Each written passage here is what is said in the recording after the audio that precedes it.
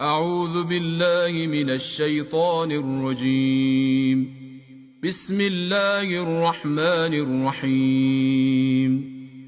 فإذا لقيتم الذين كفروا فضرب الرقاب حتى إذا أثخنتموهم فشدوا الوثاق فإما منا بعد وإما فداء حتى تضع الحرب أوزارها ذلك ولو يشاء الله لانتصر منهم ولكن ليبلو بعضكم ببعض والذين قتلوا في سبيل الله فلن يضل أعمالهم.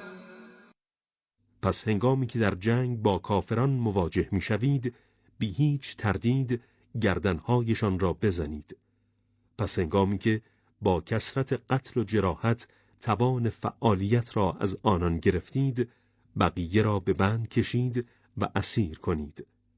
پس بعد از آن که جنگ تمام شد یا بر آنان منت گذارید و بدون فدیه آزادشان کنید یا فدیه بگیرید و آزادشان کنید.